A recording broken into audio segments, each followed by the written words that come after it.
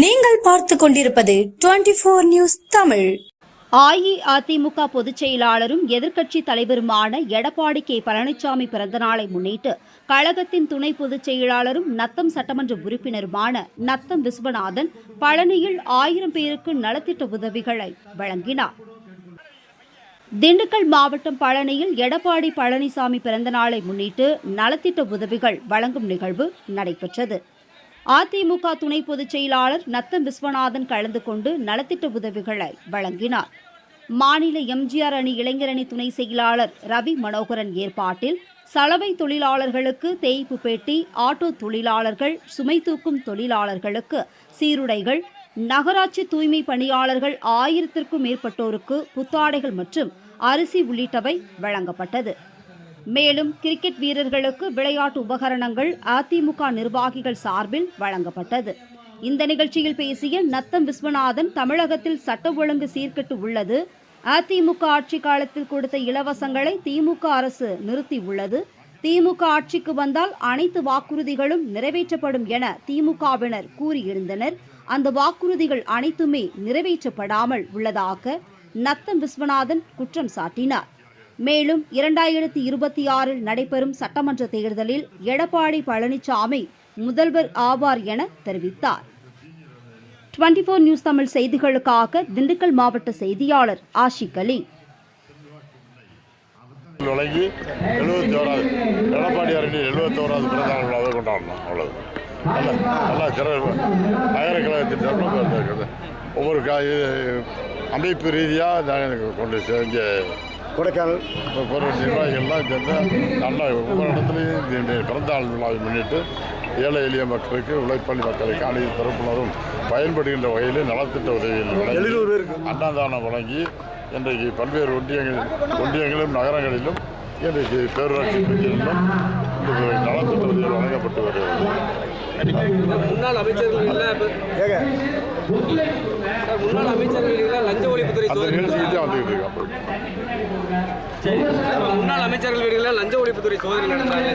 ராமச்சந்திரன் அவர் லஞ்ச ஒழிப்புத்துறை வீடுகளில் லஞ்ச ஒழிப்புத்துறை சோதனை நடத்துறாங்க. முன்னாள் அமைச்சர்களை குறித்து லஞ்ச ஒழிப்புத்துறை சோதனை நடத்துறாங்க.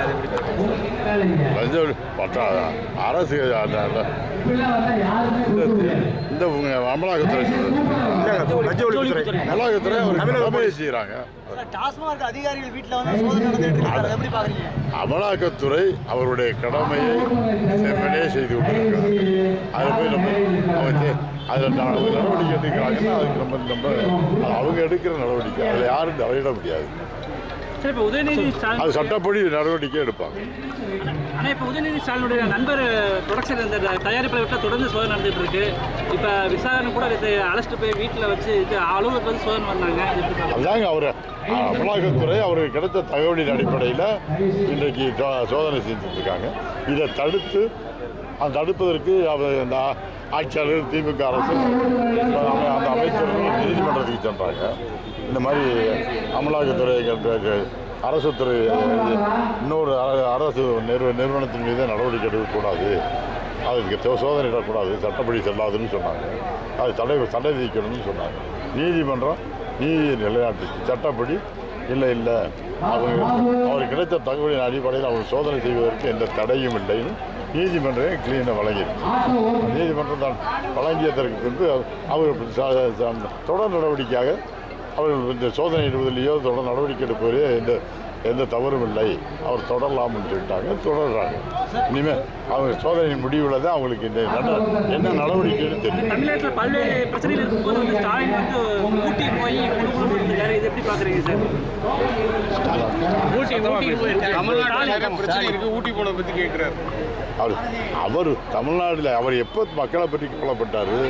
அவர் கவலைப்படுறதெல்லாம் தான் பெற்ற மக்கள், அவருடைய மக்களை பற்றி கவலைப்படுறாரு. அவர் மகன் மருமகன் குடும்பத்தில் பற்றித்தே கவலைப்படுவாரே தவிர குடும்பத்தோடு ஜோடி அவருடைய நல்லா ஜாலியாக என்ஜாய் பண்ணி சுற்றிட்டு போவோம். ஏற்கனவே தமிழகத்தை அன்றைக்கி ஆட்டி படைச்சு குடும்பமே ஆட்டி படைச்சு தமிழக மக்கள் பூரா கஷ்டப்படுறாங்க. அவருக்கு குடும்பம் மட்டும் சந்தோஷமாக இருக்காங்க. அதிமுக பாஜக இருக்கீங்க, இப்போ ஓபிஎஸ்ஸும் டிடிவியும் வந்து தொடர்றேன்னு சொல்றாங்க.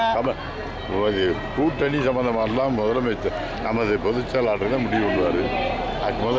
அது அவருடைய எல்லா முடிவும் அவர் எடுப்பார். அவர் என்ன முடிவு எடுக்கிறாரோ அதை எல்லாரும் ஏற்றுக்குவாங்க. யாருடைய எல்லா பிரச்சனைகளுக்கும் அவர் தான் முடிவு எடுப்பார்.